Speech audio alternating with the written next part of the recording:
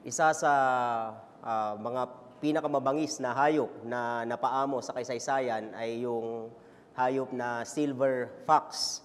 Noong kalagitnaan ng ika-20 siglo, isang Russian scientist na ang pangalan ay Dmitry Belyaev ang nagsagawa ng isang eksperimento upang piliin na maparami itong mga silver fox at ito ay paamuhin. Sa paglipas ng ilang panahon, naobserbahan nila na yung pagbabago ng ugali sa hayop na ito, pagbabago sa itsura at iba pang mga katangian nito.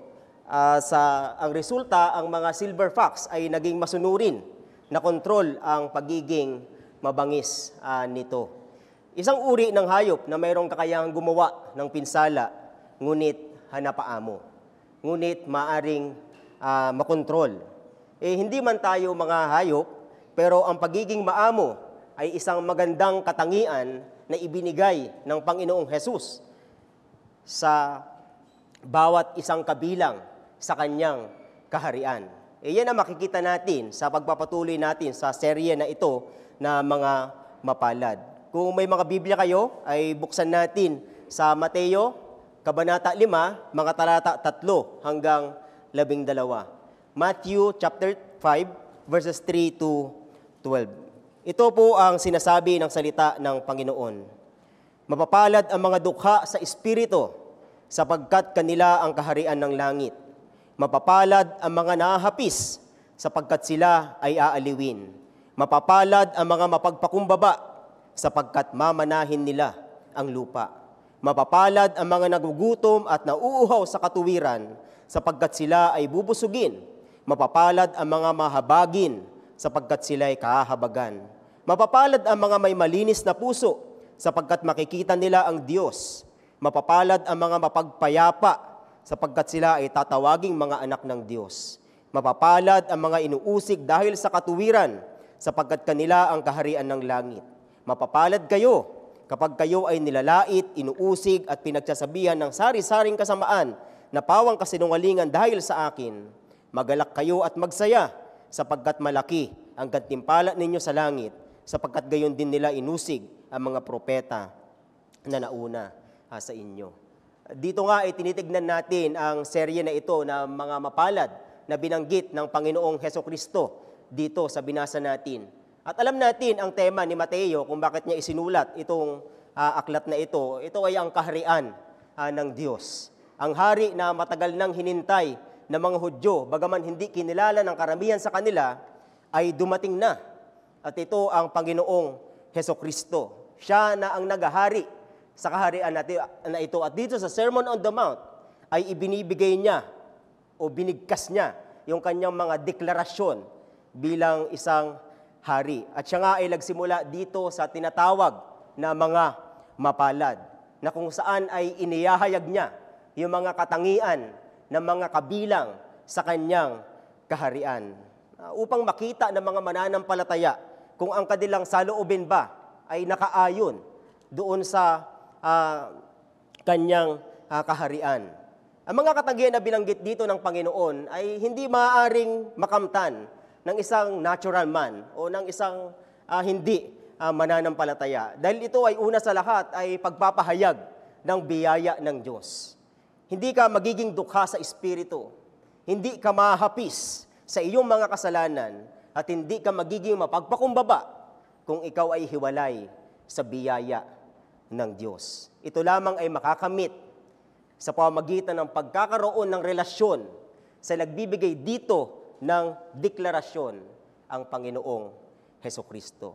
Dahil ito ay biyaya ng Diyos, ito ay salungat sa lahat ng mabubuting gawa at pagiging mabuting tao.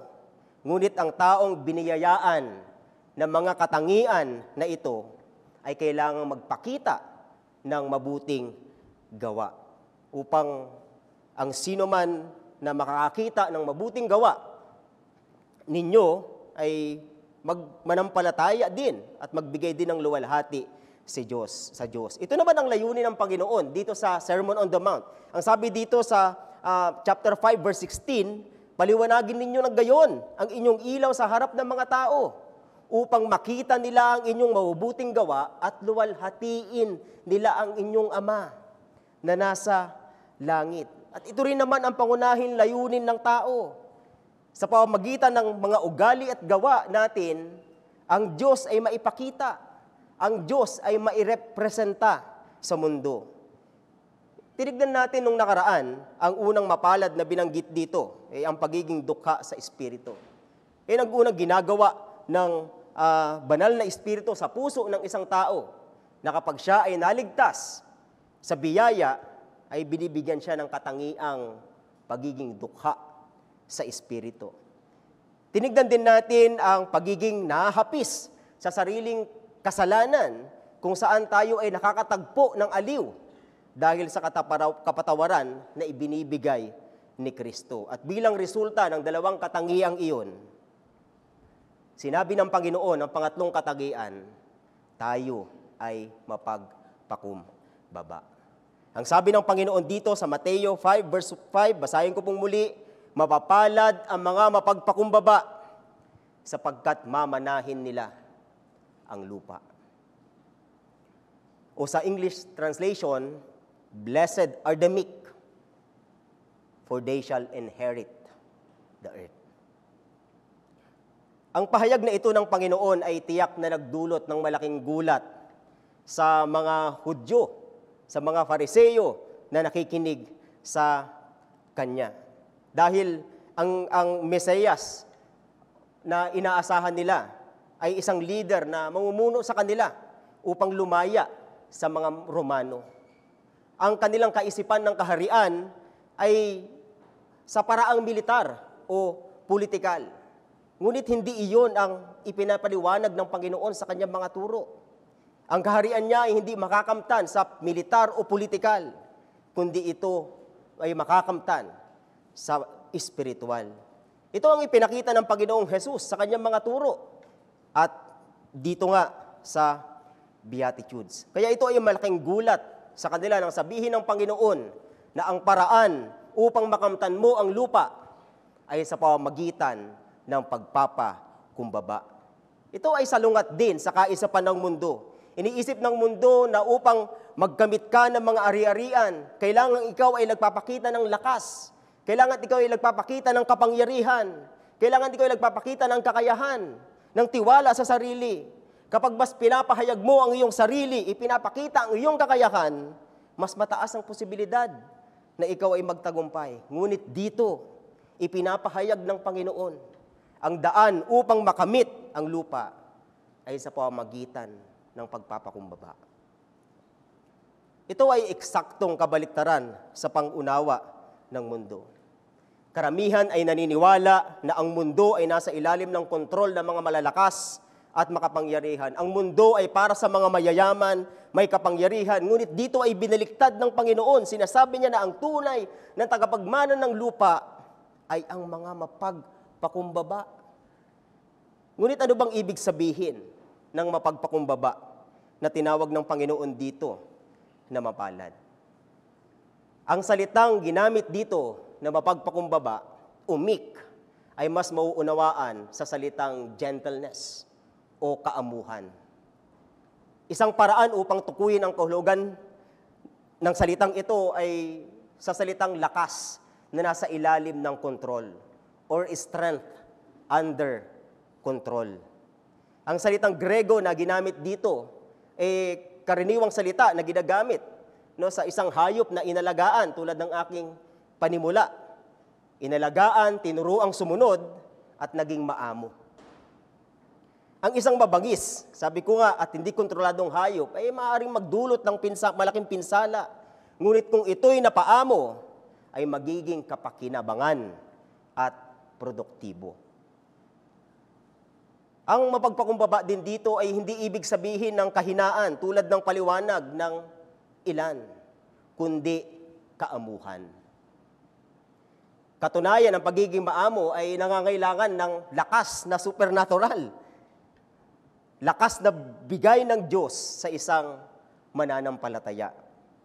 Ang katangiang ito ay mabasa din natin sa mga bunga ng Espiritu sa Galatians 5, verses 22 to 23. Ang sabi doon, subalit ang bunga ng Espiritu ay pag-ibig, kagalakan, kapayapaan, pagtsatsaga, kagandahang loob, kabutihan, katapatan, kaamuhan, at pagpipigil sa sarili.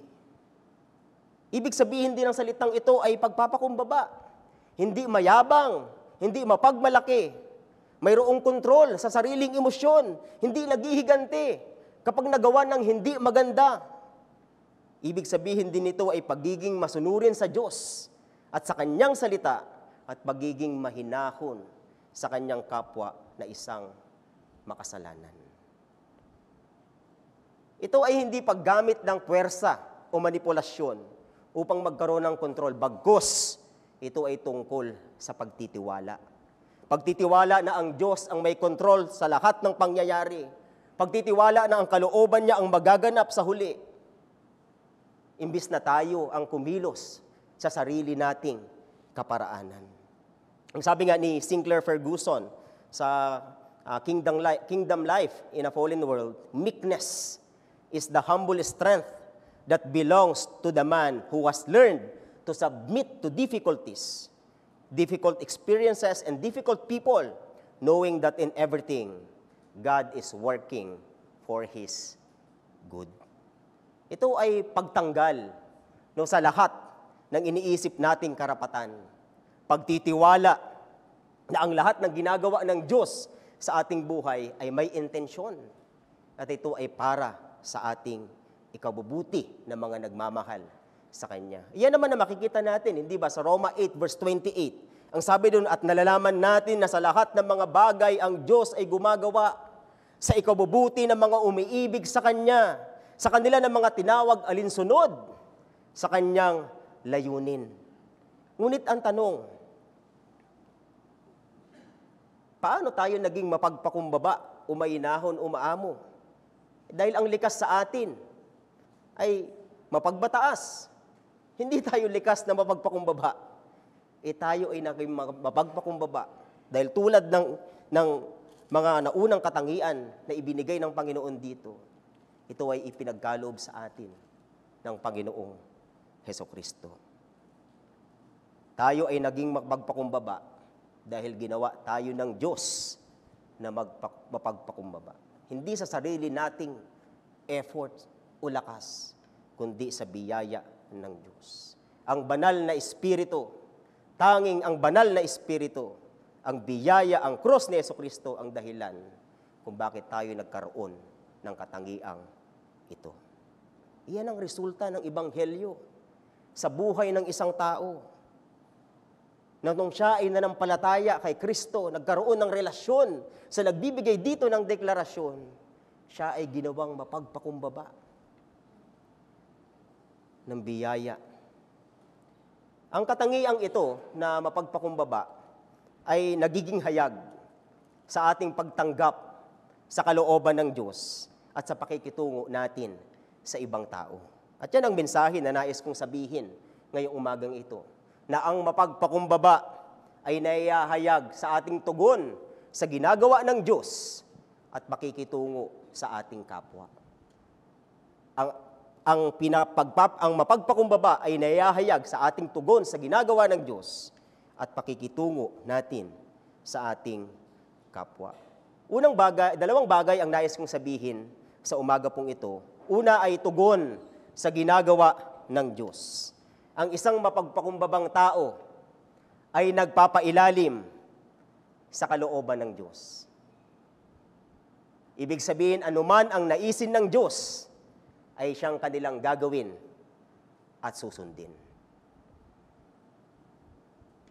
Ang Kristiyanong mahinahon, umaamo, ay tumutugon ng walang pagrereklamo, kahit pa sa mga hindi magandang pangyayari sa kanyang buhay.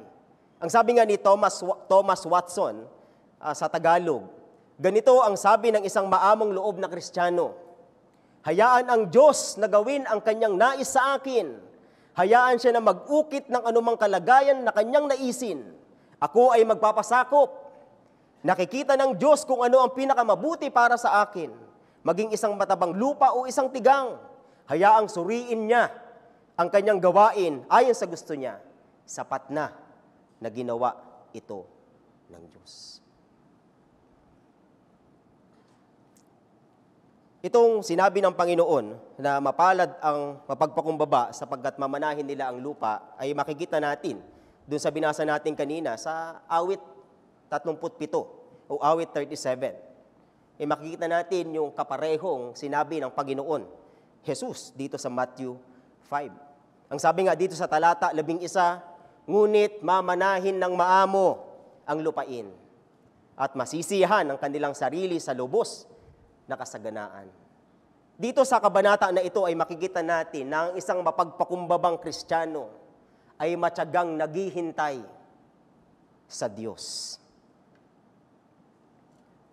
Ang sabi nga dito sa awit 37 verse 9, sapagkat ang masama ay tatanggalin, ngunit ang naghihintay sa Panginoon ay magmamana ng lupain. Sa mga talata 5 hanggang 8, sa awit 37 ay makikita natin ang larawan ng isang Kristiyano na naghihintay sa Panginoon. Ang sabi sa talata 5, ang isang mapagpakumbaba ay nagtitiwala sa Diyos. Ang sabi nga, ipagkatiwala mo ang iyong lakad sa Panginoon. Magtiwala ka sa Kanya at siya'y gagawa. Ang ibig sabihin ng ipagkatiwala dito ay hahayaan mo ang Diyos na hawakan ang iyong sitwasyon. Sinasabi dito ng isang taong nagtitiwala sa Diyos na hawakan ng kanyang sitwasyon ay hindi dapat nag-aalala. Bakit? Dahil ang Diyos ay mapagkakatiwalaan sa lahat ng pagkakataon at sa lahat ng sitwasyon na dumarating sa ating buhay. Bakit mo ipagkakatiwala ito sa Diyos? Dahil alam natin na tayo ay hindi sapat upang harapin ang mga komplikasyon at mga pagsubok sa buhay. Kaya tayo ay nagtitiwala sa Kanya na mayroon ng lahat ng kakayanan. Ang katotohanan, ang sabi sa unang Pedro 5 verse 7, ilagak ninyo sa Kanya ang lahat ng inyong kabalisahan sapagkat siya'y nagmamalasakit sa inyo. Dahil ang mga taong naghihintay sa Panginoon ay hindi tumututol sa Kanyang ginagawa sa kanilang buhay. Bagkus, sila ay nagtitiwala na sila ay tutugunin ng Diyos sa Kanyang tamang panahon. Ang sabi rin dito sa awit 37 verse 7a, ikaw ay manahimik sa Panginoon at matyaga kang maghintay sa Kanya. Hindi ibig sabihin nito na ang isang tao ay magiging tamad o walang pakialam. Ngunit mayroon siyang kapayapaan sa kanyang puso dahil nalalaman niya na ang kanyang Diyos ay makapangyarihan, na siya ang may kontrol sa lahat ng nararanasan niya sa buhay. Nalalaman niya na ang Diyos ay mabiyaya at lahat ng ginagawa niya ay para sa kanyang ikaluluwalhati at para sa ikabubuti ng kanyang mga anak. Ngunit malaking hamon lagi sa atin ay ang kaisipan na kung ang Diyos ang may kontrol ng lahat ng bagay, bakit ang mga gawa ng masasama ay nagtatagumpay? Kaya dito ang sabi ni David sa awit 37 verse 1, huwag kang mabalisa dahil sa masasama, huwag kang managhili sa mga masama ang gawa. At kung tatalong ka doon sa verse 7 to 9, ang sabi din dito, ikaw ay manahimik sa Panginoon at matyaga kang maghintay sa Kanya, huwag kang mabalisa sa gumiginhawa sa lakad niya. Dahil sa taong nagsasagawa ng masamang pakana, iwasan mo ang pagkagalit at ang puot ay iyong talikdan. Huwag kang maghimutok. Ito'y maghahatid lamang sa kasamaan, sapagkat ang masasama ay tatanggalin. Ngunit ang naghihintay sa Panginoon ay magmamana ng lupain. Kaya huwag kang mabalisa at iwasan ang pagkagalit kung ang masama man ay nagtatagumpay sa kanyang magagawa dahil mayroong paghatol na gagawin ang Diyos. Kaya imbis na mabalisa, hintayin natin kung paano kikilos ang Panginoon sa kanyang kapangyarihan at kabutihan. Ang Biblia ay malinaw na nagpapahayag na ang Diyos ay kumikilos sa kanyang probidensya. Kaya Kaya ang isang mahinahon na Kristiyano ay matyagang naghihintay sa resulta ng ginagawa niya. Hindi ko alam kung narinig nyo na ang istorya ng isang Chinese farmer na may isang anak. Ito ay laganap din sa internet. Sila ay mayroong alagang nag-iisang kabayo. At sa hindi inaasang pagkakataon, yung anak niya nakalimutang ilak ng maayos yung kulungan ng kabayo. At ito ay nakawala.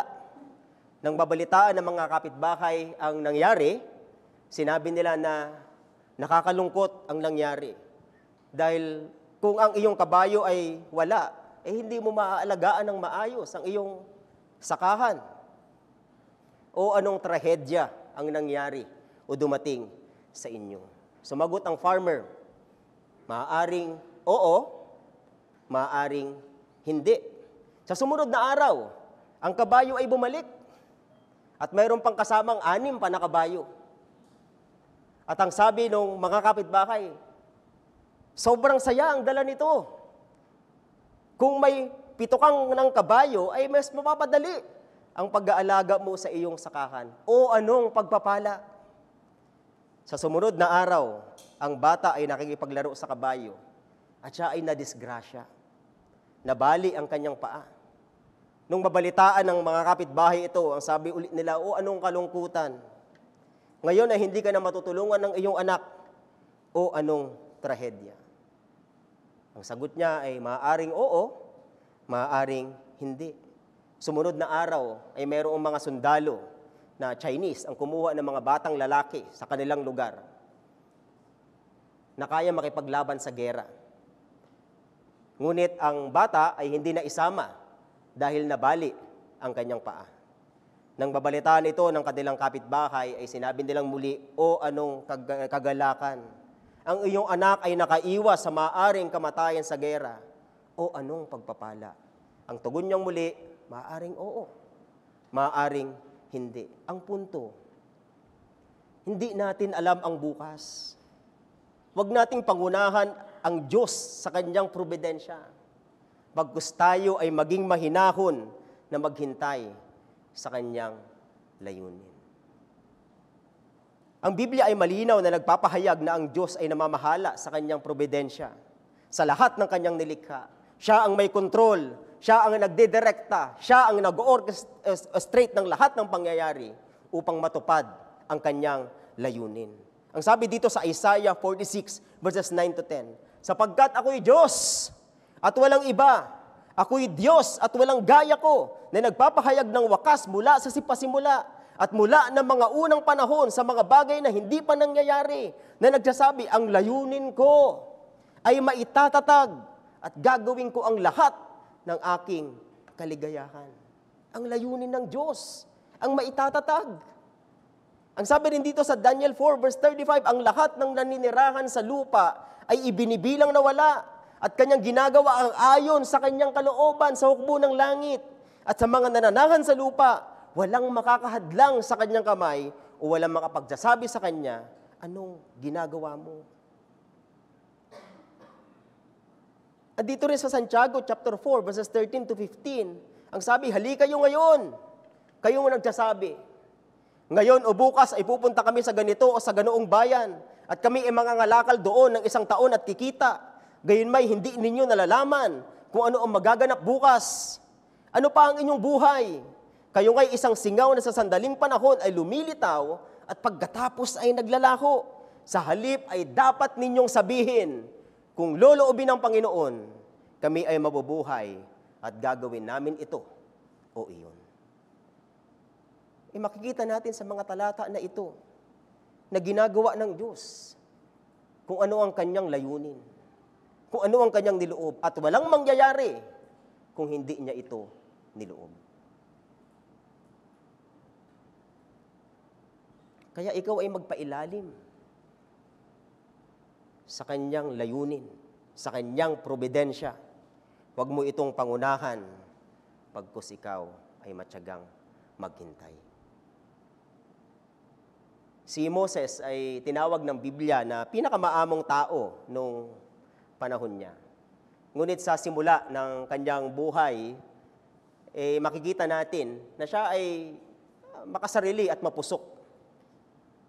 Marahil nung simula pa lang, nung kanyang kabataan, nakita niya na, na siya ay tinatawag ng Diyos upang palayain yung kanyang mga tao, ang mga Israelita. Dahil ang sabi sa mga gawa, 7 verse 25, na noong pinatay niya ang isang Egyptian, dahil sa pagtatanggol sa kapwa niya Hebreo, ay sinabi doon, inisip niya na nauunawaan ng kanyang mga kababayan na ibinigay ng Diyos sa kanila ang kaligtasan sa pamamagitan niya. Ngunit hindi kaagad yun nangyari. Dahil nabalitaan ni Faraon ang kanyang ginawa, kaya siya ay tumakas at nagtago. 40 taon na si Moses ay nasa kawalan. 40 taon ng pangangalaga sa mga tupa kaysa pagiging pastol ng Israel bago siya katagpuin ng Diyos sa pamamagitan ng burning bush. Ang mga panahon na yon ay marahil ang mga taon ng pagsubok para kay Moises. Maaring siya ay nagdurusa at naguguluhan na baka hindi na siya magagamit ng Panginoon sa paglilingkod. Ang 40 taon ng pagpapastol ay marahil nagbigay sa kanya ng sapat na oras upang mag-isip hinggil sa kanyang kasalanan, mahapis dito at matutunan ang pasensya at magpailalim sa kalooban ng Diyos. Dito ay makikita natin at maging sa ibang mga istorya ng Biblia, katulad kay Jose, katulad kay Job, makikita natin na ginagamit ng Diyos yung mga pangyayari sa buhay natin upang tayo ay turuan niyang maging maamo, turuang magtiwala sa kanyang probidensya, turuang maghintay sa kanyang ginagawa. Ito man ay may mga masasakit na pangyayari, maging ang mga ginagawa sa atin ng ating kapwa, ang lahat ng ito ay nasa ilalim ng pamamahala ng ating mapagmahal at matalinong Ama sa langit. Minsan may mga pangyayari sa ating buhay na hindi natin naiintindihan. Sumusunod naman tayo sa Panginoon, naglilingkod tayo sa Diyos, ngunit bakit may mga paghihirap? Bakit may mga pagsubok? Huwag kang tumutol o magrebelde. Ngunit maghintay. Matyagang maghintay sa kanyang probidensya. Pangalawang bagay dito, pangalawang puntos na nais kong sabihin, ay tugon sa kanyang kapwa. Ang pagiging mahinahon ay madaling ipakita sa kanyang kapwa. Ang pagiging mahinahon ay hindi madaling ipakita sa kanyang kapwa. Dahil maaari nating kilalanin sa ating sarili na tayo ay bankrupt sinners sa harap ng Diyos at mahapis sa ating mga kasalanan. Ngunit kapag ang mga katotohanan ito ay nanggaling na sa ibang tao, ang natural na reaksyon natin ay idepensa ang ating sarili o lumaban sa ating kapwa. Ngunit ang sinasabi ng Panginoon dito, sa kabila ng mga pangit na ginagawa o sinasabi sa atin ng ibang tao, tayo ay maging maamo at maging mapagpakumbaba. Ngayon, paano tayo tutugon ng may kaamuhan hinggil sa ating kapwa? Ito ay, yung mga puntos na to ay nakita ko kay Thomas Watson. Pero i-expound po natin. Una ay tinitiis ang mga masasakit na dulot ng kanyang kapwa-tao. Ito man ay kritisismo na hindi makatarungan o tsismis o maging paninira o kahit anong iba't ibang kaparaanan na maaaring gawin ng isang tao upang tayo ay masaktan. Sa bilang 12, kung saan tinawag si Moses na napakaamo, ay makikita natin doon na kinriticize siya ng kanyang mga kapatid na si Aaron at saka si Miriam dahil sa napangasawa niyang babaeng kusita. Ang sabi doon sa mga talata 2 hanggang 4, at kanilang sinabi, ang Panginoon ba'y nagsasalita sa pamamagitan lamang ni Moises? Hindi ba nagsasalita rin naman siya sa pamamagitan natin? At narinig ito ng Panginoon. At sinabi, ang lalaking yang si Moses ay napakaamo, higit kay sa lahat ng lalaki sa ibabong ng lupa. At sinabi agad ng Panginoon kina Moses, Aaron at Miriam, lumabas kayong tatlo patungo sa toldang tipanan, at silang tatlo ay lumabas. Bakit tinawag ng mga talata na ito na si Moses ay napakaamo? Makikita natin si Moses dito hindi nagsalita. Bagkus sinayaan niya na siya ay ipagtanggol ng Diyos. Kapag nakakaranas tayo ng kritisismo, ang unang reaksyon, idepensa ang sarili. Ang unang reaksyon, lumaban. Pero dito hindi yun ang ginawa ni Moses. Siya ay nanahimik, siya ay nagtiis. At mababasa natin sa mga sumunod na talata, siya ay ipinagtanggol ng Diyos.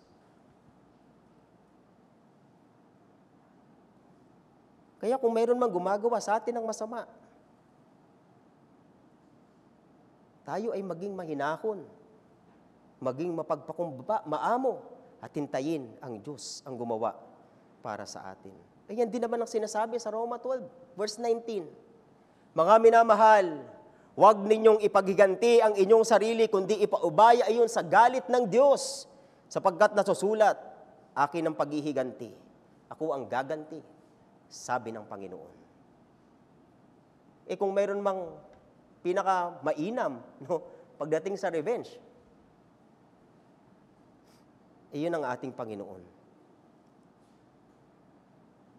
Kaya imbis na tayo ay lumaban o maghiganti, pangalawa dito, tayo ay magpatawad sa gumagawa sa atin ng masama. Mahirap magpatawad, lalo kung talagang hindi makatarungan na ginawa sa atin ng ibang tao. Ngunit ang totoong mananampalataya, likas dapat sa kanya ang pagpapatawad. Dahil nalalaman niya na malaki din ang pinatawad sa kanya. Ayun ang sinabi ni Pablo sa Colossus 3 verse 13, magpatawaran kayo sa isa't isa. Kung paanong pinatawad kayo ng Panginoon, ay gayon din naman ang inyong gawin.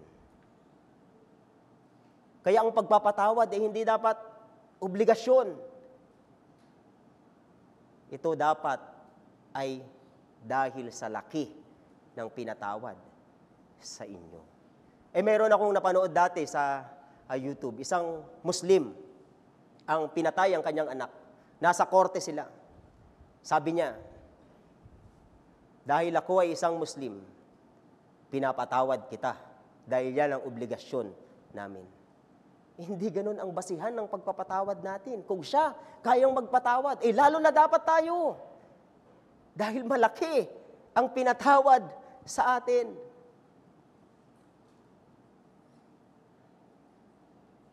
Kaya, imbis na tayo ay magbangayan o makipagbangayan, maging sa hindi mananampalataya o magreklamo laban sa kanino man, sabi ni Pablo dito, tayo ay magpatawaran. Hindi lamang iyon. Imbis na tayo ay lumaban o gumanti sa masama, palitan natin ang masama ng kabutihan.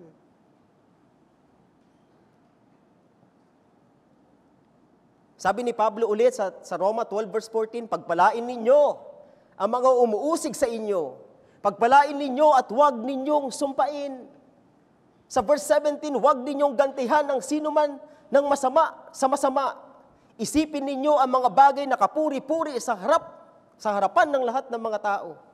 Sa talata 18, kung maaari, hanggang sa inyong makakaya, ay makipamuhay kayo ng payapa sa lahat ng mga tao. May kumalat sa Facebook noong nakaraan na habang yung pastor, o ang pamagat ng short clip na to ay mahirap ng manalangin nakapikit sa iglesia. Dahil habang nung nagpipreach yung pastor, mayroong lumapit na isang lalaki, sinuntok yung nasa harapan. Tumayo itong lalaki, sinuntok din yung isa. Sila ay nagsuntukan. At nung sinearch ko yung video na yon, nung 2021 pa pala yun. Kaya ang sabi nila ay itong lalaki daw na ito na nanuntok, na una ay inaalagaan na galing lamang sa mental hospital. At itong isang lalaki na sinuntok, isa sa mga pastor nila. Maaaring pwedeng i-justify na yung isang tao ay galing sa mental hospital, pero hindi mo ma-justify yung action ng pastor na nakipagsuntukan din. Mahirap naman, no? Kung makipagsuntukan si pastor mo.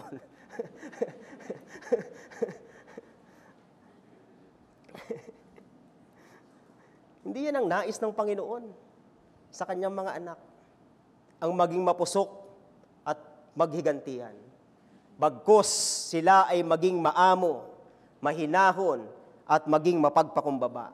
Nagtitiis sa kanyang kapwa at naghihintay sa pagtatanggol ng Diyos. Sa gagawin ng Diyos. Nagpapatawad at gumagawa ng mabuti para sa kapakanan ng Ebanghelyo ng Panginoong Hesukristo.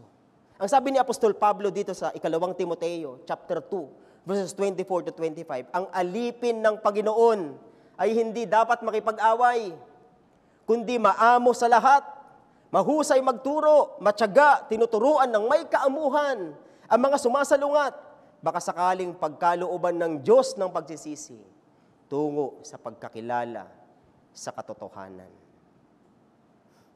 Ang pinakasukdulang halimbawa na makikita natin na pinakamaamo ay walang iba kung hindi ang Panginoong Hesukristo. Siya na mismo ang nagsabi sa Matthew 11 verse 29 na siya'y maamo at may mapagpakumbabang puso. Kaya dito ay tinatawag niya ang lahat ng kanyang lingkod na makibahagi din sa katangihan na ito. Paano ipinakita ito ng Panginoon? Ang sabi sa unang Pedro, chapter 2, verse 23, nang siya'y alipustahin, hindi siya gumanti, nang siya'y magdusa, hindi siya nagbanta, kundi ipinagkatiwala ang kanyang sarili doon sa umahatol na may katarungan. Bakit ito ginawa ng Panginoong Hesus? Dahil nalalaman niya, ang sabi diyan, na ang Diyos ay may katarungan. Sa 2 Tesalonica, chapter 1, ay isinulat ni Apostol Pablo sa kanila kung ano ang mangyayari sa hinaharap. Na sa kabila ng pag-uusig na kanilang nararanasan, ay mayroong Diyos na matuwid at makatarungan na nagbibigay sa kanila o magbibigay sa kanila ng paghihiganti. At ito ay ibubuhos niya sa muling pagparito ng ating Panginoong Hesus. Ang sabi nga dito sa talata at 6 ng chapter 1, sapagkat tunay na matuwid sa Diyos, nagantihan ng kapighatian ang mga nagpapahirap sa inyo. Binanggit din dito ang aliw na gagawin ni Jesus sa mga nagtitiis sa pag-uusig at ang mga kahindik-hindik na kaparusahan na dadanasin ng mga hindi sumasampalataya sa Kanya. Ito ay sinabi ni Pablo upang sila ay magpatuloy na maging matatag sa gitna ng mga pag-uusig at problema. Sa kabila ng hindi tamang pagtrato ng kanilang kapwa sa kanila dahil sa kanilang pananampalataya, kung ang mga Kristiyano noon ay tiniis ang mga pangit na pakikitungo ng kanilang kapwa, sila ay nagpatawad, gumawa ng mabuti laban sa kasamaan, yan din naman ang hamon sa atin ngayon.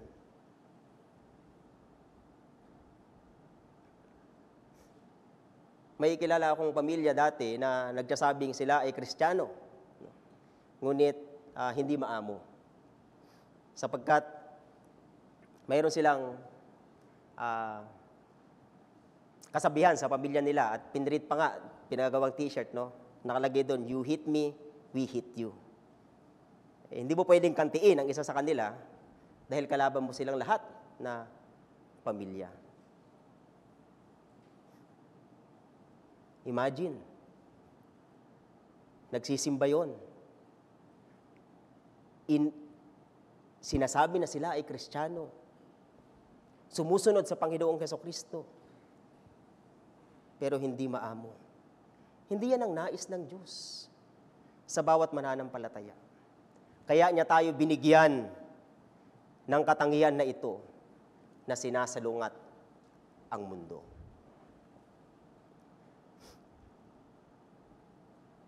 Ang pangako na pagpapala ng Panginoon dito sa isang maamo ay mamanahin ang lupa. Hindi pa ito nangyayari sa kasalukuyan. Ngunit sa muling pagbabalik ng Panginoon ay itatatag niya ang bagong langit at bagong lupa. Ang sabi dito sa Roma 8 verse 17, at kung ang mga anak ay mga tagapagmana rin, mga tagapagmana ng Diyos at mga kasamang tagapagmana ni Kristo, kung tunay ngang nagtitiis tayong kasama niya upang tayo luwalhatiin namang kasama niya, bibigyan ka ng Diyos ng lugar upang mamuhay na kasama siya at magagalak sa Kanya sa habang panahon. Kaya, ipamuhay natin. Sikapin nating mamuhay sa katangian na ibinigay sa atin ng mga mananampalataya ng Panginoon na mamuhay ng may kaamuhan. Kaamuhan sa Diyos, sa Kanyang ginagawa, sa Kanyang probidensya, kaamuhan sa ating kapwa, bilang tugon sa kabila ng masasakit na dulot nila, para sa kapakanan ng Ebanghelyo. Kung ang mga mapagpakumbaba ay maamo, at maamo ay bibigyan ng lugar ng Diyos sa bagong langit at bagong lupa, ang hindi sumasampalataya hanggang ngayon kay Kristo, ay bibigyan din naman ng lugar. Ngunit iyon ay sa impyerno, na kung saan ay ibubuhos ng Diyos ang kaparusahan sa mga patuloy na tumatanggi sa alok ng Ebanghelyo ng Panginoong Hesukristo. Kaya habang nararanasan mo ang habag ng Diyos, ikaw ay magsisi sa iyong mga kasalanan at manampalataya kay Jesus. Dahil parehong mamamatay ang mananampalataya at hindi mananampalataya sa mundong ito. Ngunit tulad ng mayaman at si Lazaro, nung sila ay namatay, nagbago ang kanilang estado. At yan ang mangyayari. Kung ikaw ay patuloy na tumatanggi sa alok ng Ebanghelyo ni Kristo, ang ibibigay sa iyong lugar ay ang impyerno. Kaya manampalataya ka sa Panginoong Hesukristo. Siya ang nagbayad ng kasalanan ng tao sa krus ng Kalbaryo, upang ang sino mang sumampalataya sa Kanya ay mapatawad sa Kanyang mga kasalanan. Hindi napaparusahan sa impyerno, kundi magkakaroon ng buhay na walang hanggan. Tayo po ay manalangin. Ama naming Diyos na nasa langit, kami po ay nagpapasalamat sa paalala ng inyong mga salita. Salamat po, Panginoong Jesus, dahil sa kabila, Panginoon, ng hindi namin pagiging karapat-dapat, kami ay inyong iniligtas. At hindi lamang iyon, ay binigyan niyo, Panginoon, ng mga katangian na kung saan ay tinawag niyong mapalad. At isa na nga dito, ang pagiging maamo o mapagpakumbaba. Kaya, Panginoon, ang dalangin namin, tulungan niyo po kaming mamuhay ayon sa katangian na ito. At patawarin niyo rin po kami, O Diyos, kung maraming beses ay tumututol kami, lumalaban kami, dumedepensa kami, at hindi nagtitiwala sa inyong ginagawa. Ngunit tulungan niyo po kami ng inyong biyaya, ng inyong banal na Espiritu, upang maipamuhay ito sa araw-araw naming tahakin. Panginoon, idinadalangin din namin ang mga kaibigan namin na nandito. Hinihiling namin na kilusan niyo sila ng inyong banal na Espiritu. Ipakita na sila ay makasalanan. Ipakita na sila ay nangangailangan ng tagapagligtas. At sila ay manampalataya kay Jesus na namatay sa krus ng Kalbaryo upang sila ay hindi na mapahamak balang araw at makasama, Panginoon, sa mamanahin ng mga anak ninyo na bagong langit at bagong lupa. Maraming salamat po sa inyo, Panginoon. Sa inyo po ang luwalhati sa umaga pong ito. Ito po ang aming panalangin sa pangalan po ng aming Panginoong Hesukristo. Amen.